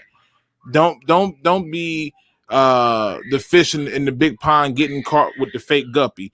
Don't do that. And so you can make a sound decision based on information in real time on what to do. So I expect for this football year to be different for a lot of teams. I think a lot of teams got by last year because of the pandemic. But as we're starting to get closer to coming out of it, I expect for a lot of teams to get back to their usual business. I think so too. Matter of fact, I can tell you the one team that really benefited last year, maybe the only team in the NFL, was my Kansas City Chiefs. Demarcus Robinson was a prized free agent. He didn't have a chance to travel, signed a 1-year deal with Kansas City, underperformed, signed another 1-year deal. He would have been gone. Chris Jones, definitely. I actually thought he was going to go to Detroit, because he fits that 3-4 scheme that Patricia wanted to run. I think that was a good move for Chris Jones to stay in Kansas City. But those two guys and Sammy Watkins, there's a chance he may have not come back. Of course, this year he's in Baltimore. So, yeah, I think I agree with you. A lot of teams are going to get back to routine, where last year was out of routine. Teams had a lot of youth, like the Vikings last year. They started 2 rookie corners. Then Danielle Hunter, I think he got hurt week 3. I'm not 100% sure about that. Yeah, I can't remember when he got hurt, but he got some problems right now because he's trying to strong arm them into a new contract. And that's something that the Vikings need to get fixed before the season starts, one way or another. And it's kind of hard, when you miss almost a whole season to try to get that contract extension, but with those defensive tackles that the Vikings have, Danielle Hunter could have a big year. This is actually something I've been seeing quite a bit. And Luke, throwing you out a curveball by, surprise here. Tim Tebow, over under 2.5 touchdowns. What is your opinion? Take the under. He's not making a team. That's what I've been telling people. He's not making a team. I don't think he's making the team either. Everybody thinks that he's going to have a couple touchdowns. It's a great story. Those preseason games are going to be sold out, and in regular season, he's not going to be on the team. I mean, listen. Here's a guy that everybody knows is an athlete, but he's been out of football for a while, and there's a difference between being in football shape and not being in football shape. And on top of that, like, why would he make the team when you still have good tight ends in free agency that you can add to your squad? And you're going to have people who are going to be cutting some of these undrafted good tight ends, and some teams are going to be cutting some veteran tight ends. I mean, hell, David DeCastro just got released. That floored me because if I remember right, didn't they release Villanueva, the starting left tackle? Ben Roethlisberger is 84 years old.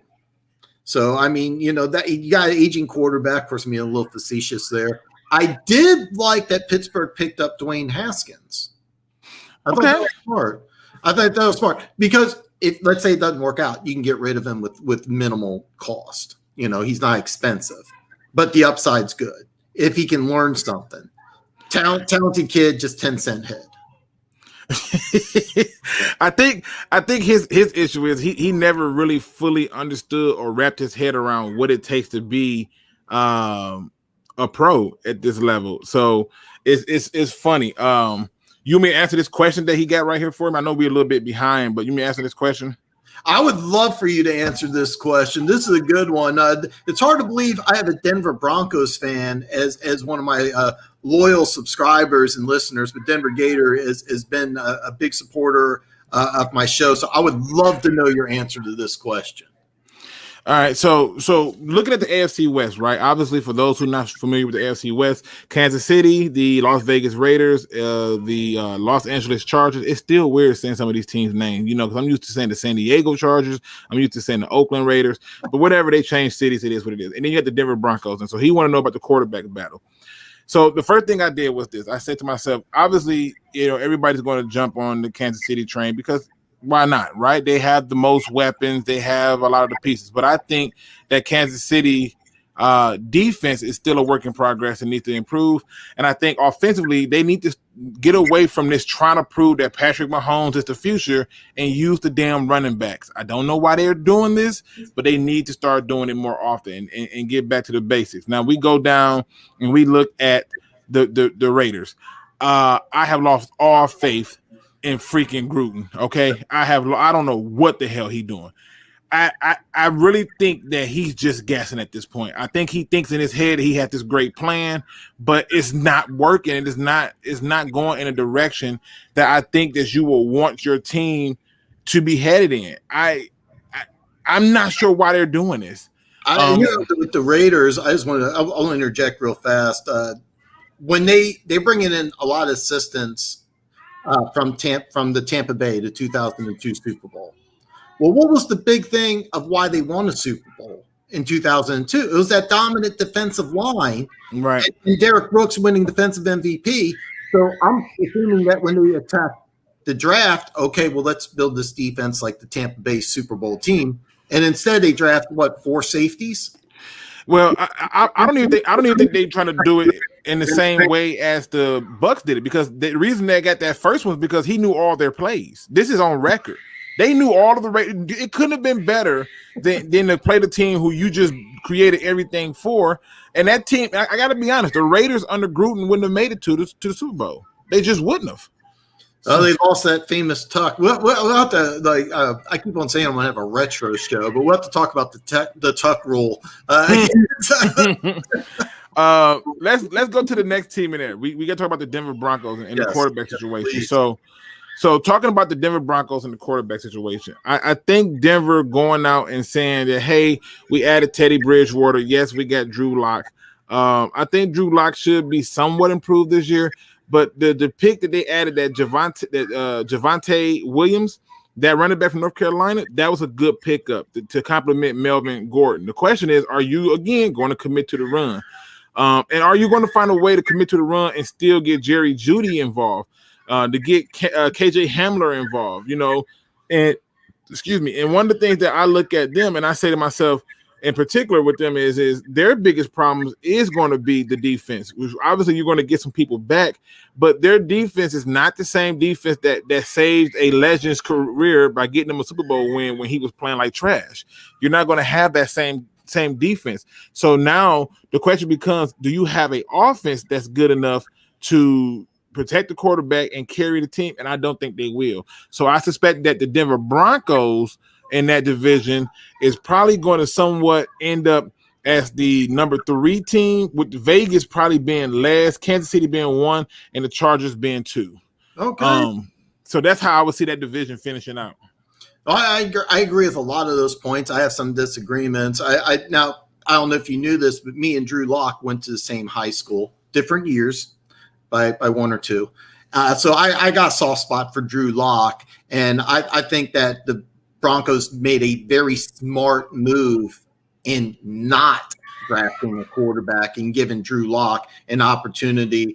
They bring back their Pro Bowl wide receiver, Cortland Sutton, Jerry Jeudy, of course. I actually have Denver finishing number 2 in the division. I think they're the Chiefs' biggest threat right now is the Denver Broncos, and then I have the Raiders as 3, and I think the Chargers are me and you will disagree on this, and I 100% disagree with the guy that you on yesterday. I'm not going to go into detail on that, but I think the Chargers are going to be one of these teams that are overhyped and are really going to underdeliver. I think Chargers are going to be a very bad football team. I mean, it's possible with the Chargers. I mean, they did lose all the things that made them special. I'm not saying that Anthony Lynn made them like this overall But I'm not saying that he made them overall special or anything like that. But what I will say is this: there were other little significant key points for that team that made them special, and that's not there no more. So I can kind of see them taking that step back realistically. But the benefit that they're going to have over the Raiders, in my opinion, is you have the dual threat quarterback, and I believe that you have enough talent on the defensive side of the ball to get some things done. They're going to get Darwin James back. And so, you start to look at that. That's a huge increase to their team. But with the Raiders, I'm just trying to figure out what they doing. I've been watching. Yeah, that's exactly what I was thinking. I thought they were going to go into this offseason because you bring in your defensive coordinator, who is the Chargers defensive coordinator. He was with you in Tampa Bay when you won a Super Bowl. You got Ron Marinelli, who was also with you in Tampa Bay when you won a Super Bowl. So, okay, we're going to run the Tampa 2 defense, which is based on having a great defensive line. And would you do this draft in this offseason? Would you add your defensive line? Nothing. As a Chiefs fan, I love it. But if I was a Raiders fan, I'm taking my – your biggest weakness is your defensive line. The only way that Tampa 2 defense works is with a great defensive line. And what do? You don't add anybody, and your defensive line stunk. They did add the former I can't pronounce his name, Yannick Ngakoue. You know who I'm talking about, the former Viking. Yep. Yeah, they added him because you drafted the Clemson defensive end number 4 overall, who had no business being a top 5 pick. So. Listen. The thing is funny because I think about Kansas City, and I was trying to explain it to people, and I said the Lions front office finally get it, and I said Kansas City front office finally got it once they got smacked in the mouth in the Super Bowl like that. I said, why do you think they blew up that whole offensive line? Oh, you had people hurt though, Luke. Nope. They were already trying to revamp that offensive line because they were allowing that quarterback to get touched, and the run game wasn't going where it's supposed to. They blew that whole offensive line up because they saw that was the weakest part of their game, and they said we got to strengthen that if we want to win. You're 100% correct.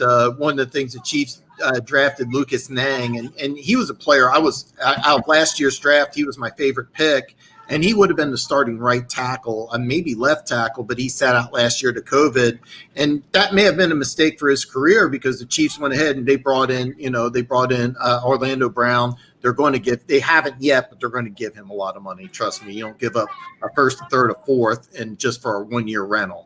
At least that's not the way the Chiefs have been doing things. And then they also brought in some offensive linemen to compete for that job. But, in training camp, he's going to have to produce. But, he went from a chance to be a starter. Now, not criticizing you for sitting out for COVID, not criticizing you at all. It's a fact. You could have been starting in a Super Bowl. Now you're competing for a starting job. That's just a fact. I mean, a lot of people did it. A lot of people did. I'm not criticizing you. Lucas Nang. I'm just saying he went from being my number one pick, and I heard he was sitting out. I'm like, oh no, please don't let anybody get hurt on that offensive line. Mike has a good one. Darnold is going to school Zach week 1. Carolina plays the Jets. I do agree with that. I think Carolina will beat the Jets week 1. I don't remember the line on that game. I think it was 4 off the top of my head. I'm trying. I can't remember who's the home team for that game. I think it's in Carolina. I think you know what? It's bad that I got to do this. I should have this memorized, but I'm going to look it up really fast. No, listen, looking it up makes you smart. I hate when people just try to toss out things without just doing the research. You know what? It's in Carolina. It's in Carolina. Yeah, then they'll probably win. Yeah. I think so too. And Mike Zimmer,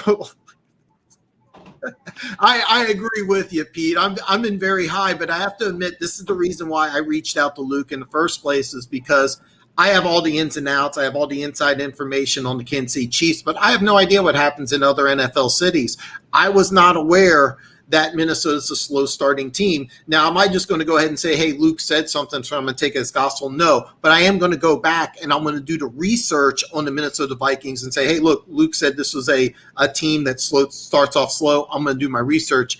And you know what? If I may not make that bet if I determine that. However, I like the idea of a revamped Minnesota defensive line against a brand new. You're going to have, 2 or 3 new starters on that offensive line. I know you got a new right tackle, one of the guards, I think a center too.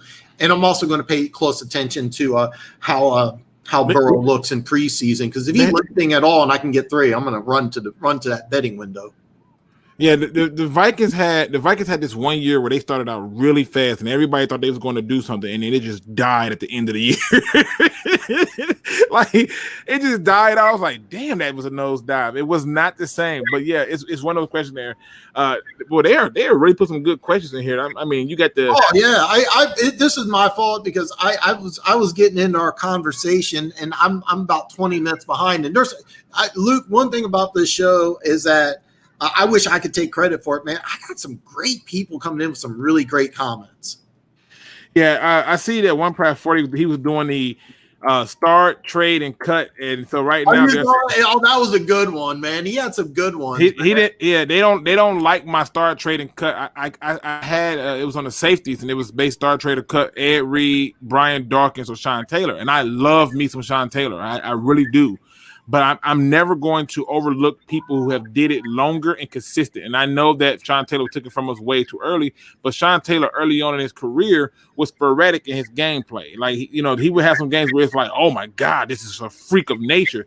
And then at one point when he finally started getting it together, just when he finally started getting it together, he took it from us too soon. So I basically just said, look, Ed Reed, I can't overlook Ed Reed. What Ed Reed did was just as terrifying as Troy Polamalu. And so Ed Reed, for me, is the guy that I would start. Brian Dawkins would be the guy I would trade because I'm going to get a hellified trade value for him. It's the reason why they're Hall of Famers. And then when it comes to Taylor, he was on his way, but he just didn't do it consistent long enough for me to give him a bump. So that's all it was. I actually agree with you completely. I'll say this about Sean Taylor. I remember when he played at the University of Miami. I actually thought, even though he only played safety, and I don't remember off the top of my head, but I thought he should have won the Heisman. He was the best player in college football that season. I remember you remember this, and some of the older guys in the chat are going to remember. Do you remember Florida State, Miami, where that was must-see TV? Both teams had top 5. I remember Sean Taylor single-handedly won that game. He killed a receiver running across the middle. And then the next time they threw that same slant route, I watched the receiver do this. I mean, it wasn't, you heard the expression alligator arms. It was like no arms. And then the third time they ran that play, the receiver didn't even break into the route. Sean Taylor picked it, scored a touchdown, iced the game. And this is back when Florida State had a top 10 team, which, that's been a long, long time ago. But I remember that rival game was big. And I remember Sean Taylor won that game by himself. I'm thinking to myself, this kid might have just won Heisman. I think he got a handful of votes, but they didn't consider him, which I thought was a damn shame. Well, we know that most of these awards, like Heisman's and MVPs, go to offensive players. Even though when you had a few defensive players win it, like in the NFL, right? Like, let's just be honest, right? Go through and look at the MVP. The year that Darrelle Revis basically created Revis Island, how in the hell did he not win the MVP? I remember that, and I was thinking the same exact thing. I'm trying to remember what year that was. I want to say it was 2000 MVP. Was it 2006? Yeah, 2006, I believe. But he shut down Reggie Wayne. He shut down Terrell Lawrence. He shut down Andre Johnson. He shut down Randy Moss. Like, he was just like, I think that the stat line for him was basically for the whole season was 125 yards and 2 touchdowns. Oh, he had a great year, and I actually agree with you. You could easily made him MVP, and I'm just taking something out thin air. 2006 is the year I remember. Yeah, I'm pretty sure it was Manning. I think it was the year Manning and McNair shared it. I think that was the year that they shared it. Well, Darrelle Revis should have won it hands down, and it's been years. It's been years where I've looked at some of them awards where like I'm gonna give you a guy who should be in the Hall of Fame, and I don't know why he's not getting talked about more. And I know for Lion fans they're gonna be like treachery, but this is the truth. Charles Peanut Tillman should be in the Hall of Fame. Oh, I'm 100% on board with that. I actually thought about doing a show where have the top 10 players that should be in the Pro Football Hall of Fame. Peanut Tillman's one. My number one guy, and this is a Chiefs fan talking, is Cliff Branch. How he's not in the Hall of Fame is an absolute tragedy. But there's some hate with the Raiders. But a lot of those guys are getting in. Stabler should have been in years ago. Cliff Branch will get in, if not next year, the year after that, being he passed away. Damn shame. But right. Yeah. Peanut Tillman 100% belongs in the Hall of Fame. If I'm correct, he won defensive MVP. I think it was 2 years after Urlacher did. I could be wrong on that. My brain is not bringing it up right now. But if that's the case, I would not be shocked. I would not be shocked. I just the whole idea that he was always constantly thinking to get the ball, and so it's one of the things. Like even if they ask me these questions about who would I start, trade, and cut, I saw one of them that said Troy Pollard. I think it was Troy Pollard. Let me see, what was it? I'm gonna make sure I don't mess it up. It was Troy Polamalu, Ed Reed, and Ronnie Lott, and I was like, boy, now that one is hard because I like all of them. Oh man, I'm starting Troy. I'm starting Troy because I think Troy did everything Ronnie Lott did in terms of aggression, but was faster and more athletic. And I'm probably going to trade Ed Reed because Ed Reed to me is another ball hawk and stuff like that. And I'm probably going to cut Ronnie Lott. And the only reason I'm cutting Ronnie Lott is because I just think that when he played versus when those two guys played, they were playing faster people, bigger, stronger, faster people. And I think that you have to be on a certain level to play with them. Ronnie Lott was on a very loaded team that often was in good position because they were either ahead or they had other key components on the defense to help assist them. But that was a hard one for me. That honestly, that's a tough one.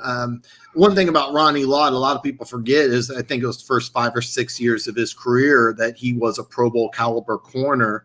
Matter of fact, his rookie season, he helped win the Super Bowl 16, the first Super Bowls, and he was a Pro Bowler as a rookie. Just came in, boom, instant, and then his play just started to drop off a building. There was even talk about them cutting Lott, which sounds crazy. They moved him to safety, and nobody remembers they even played corner now. That's how good of a player he was. Yeah. With Polamalu and Reed, I have Reed over Polamalu.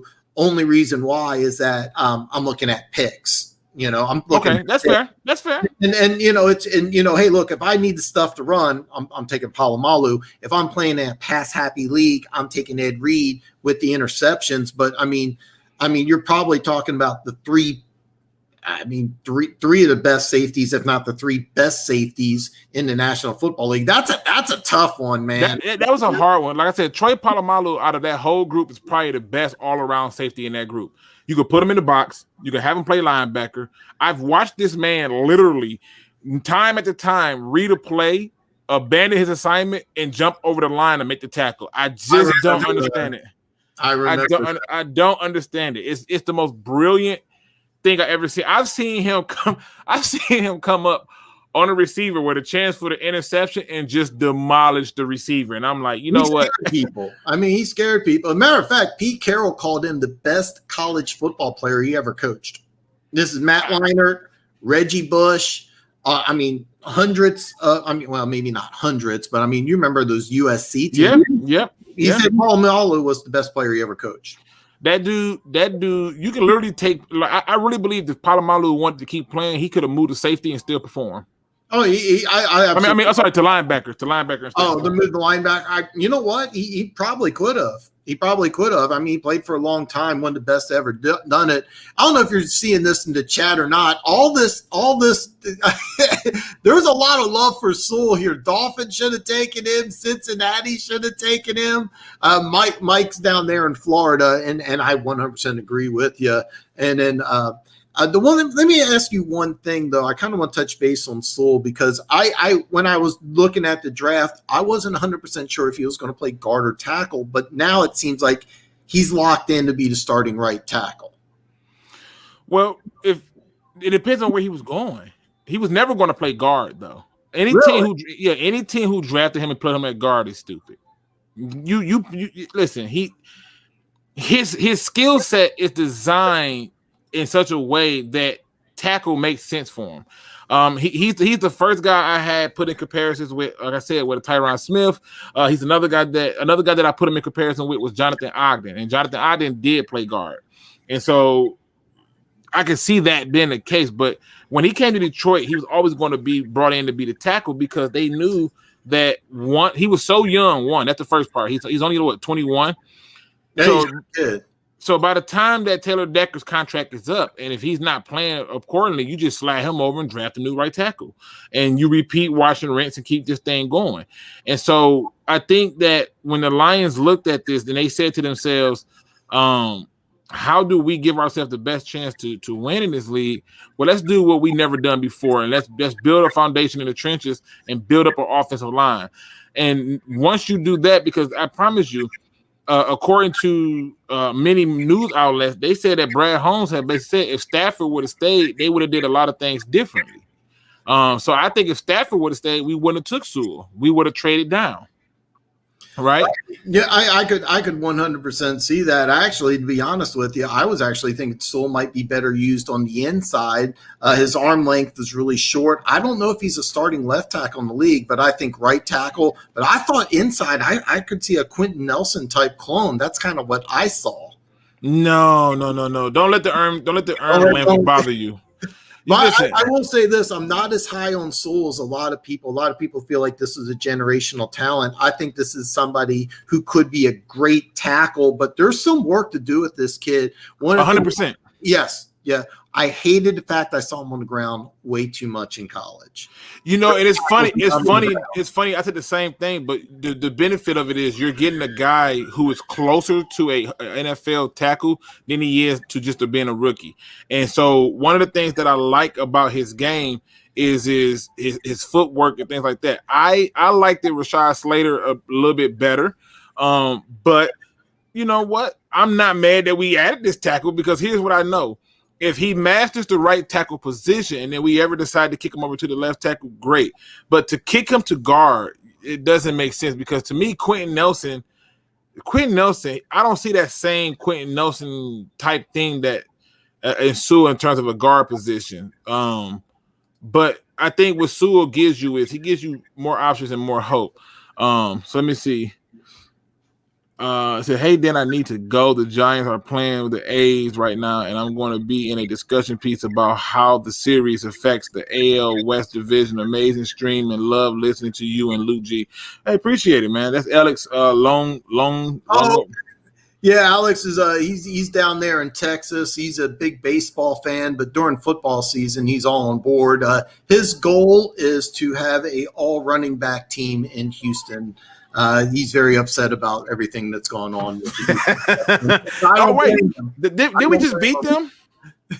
Didn't the Tigers just beat them too? Yeah. So I don't know. I only follow one sport, unfortunately. But yeah, he's big into baseball, and I'm behind on the comments here, and I should have been better. You want me to try to catch you up really quick? I'm gonna run through them for you. All right, let's do it here. This is a good one.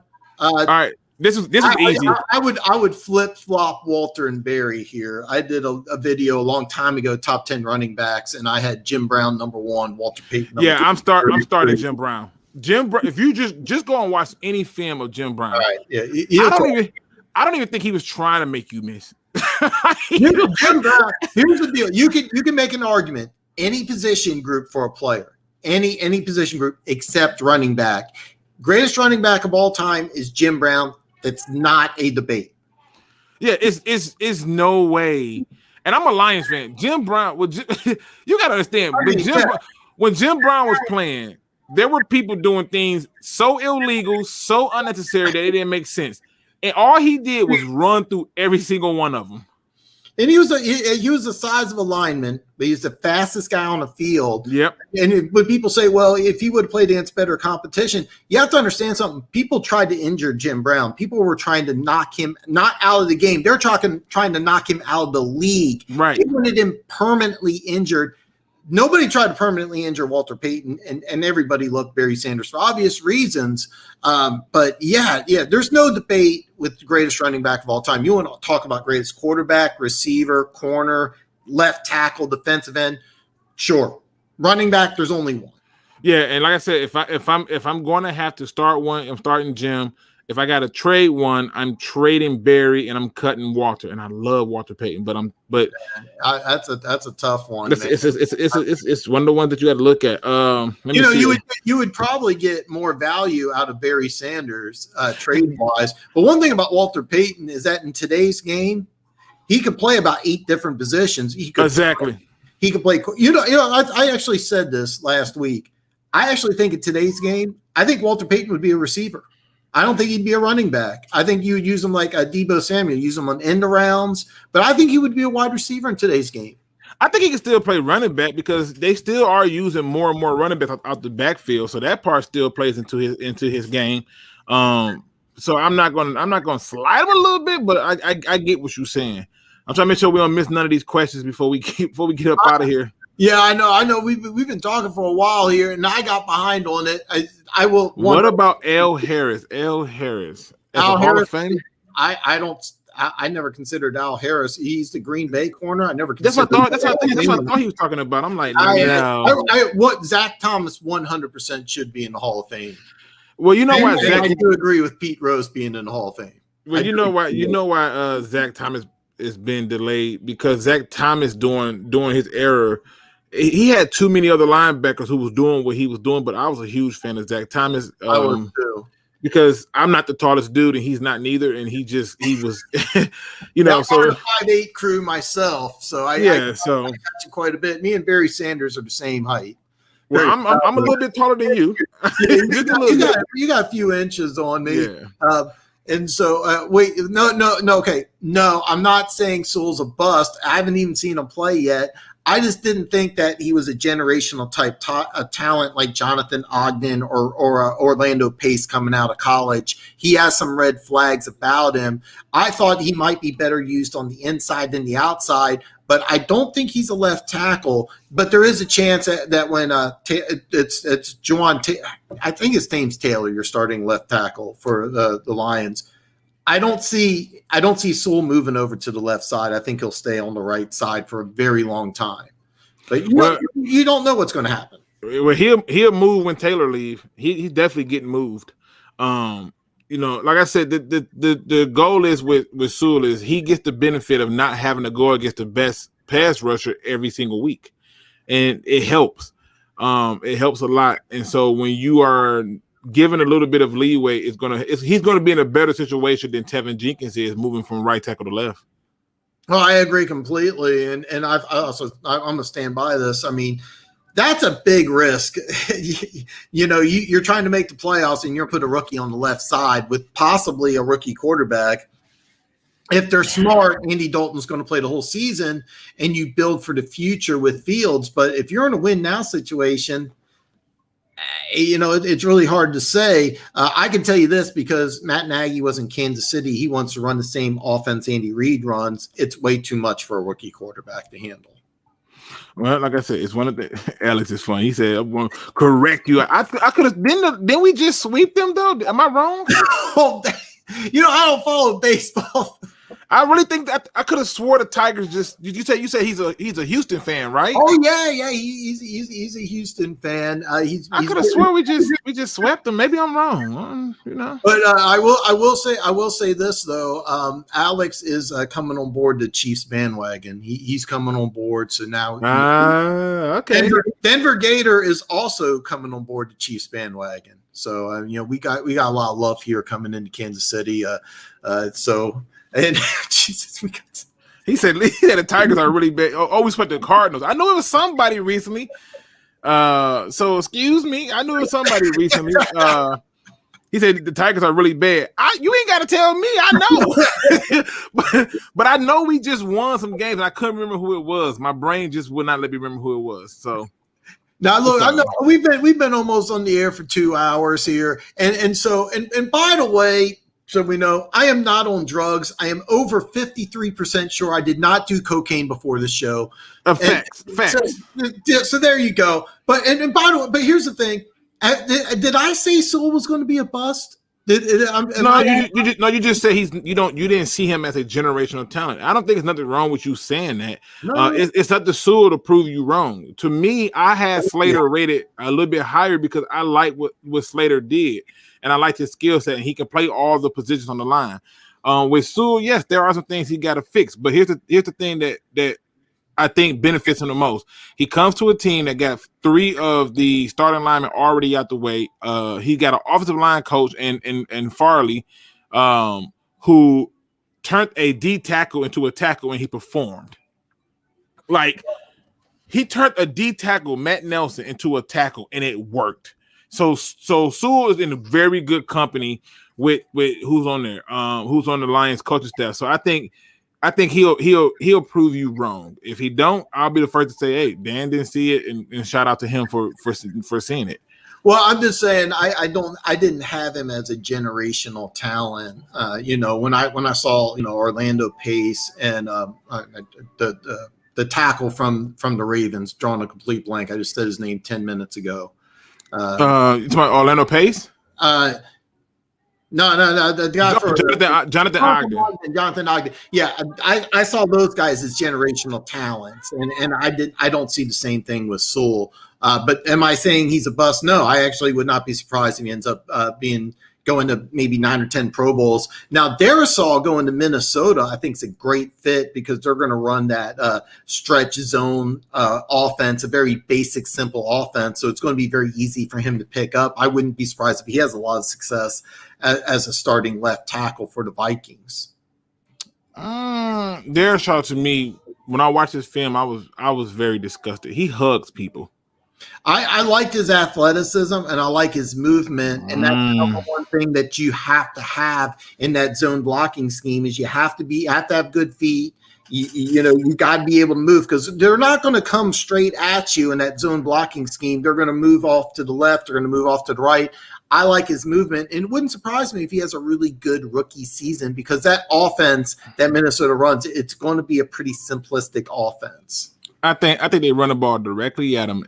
I'm sorry. I think they run directly at him, like bull rush him, and he gets exposed. Darrisaw to the bull rush. I do agree with you there. Darrisaw to me, it's you know what it is. Darrisaw to me sometimes look like he lacks the level of aggression you would want out of that position. That's what it looks like. I noticed that too. He plays down to his level of competition.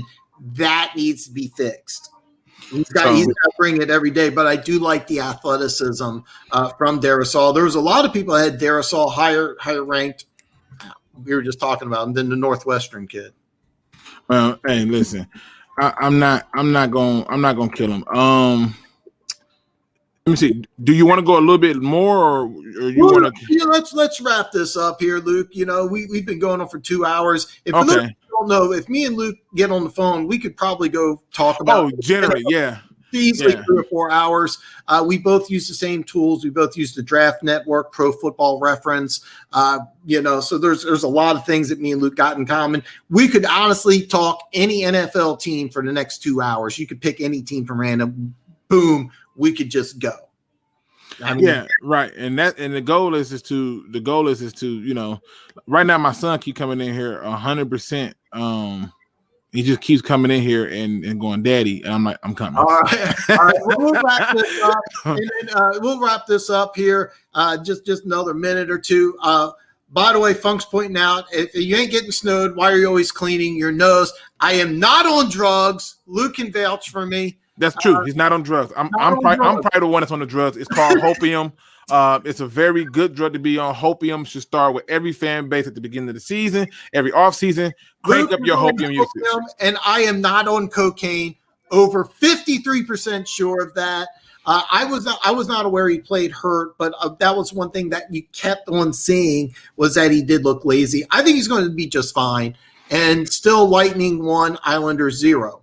Well, what I did was because I knew he played hurt, I went to the previous season, and I'm telling you, I saw him just letting people come to him and him hugging them, and I'm like, that's not gonna work. Ew.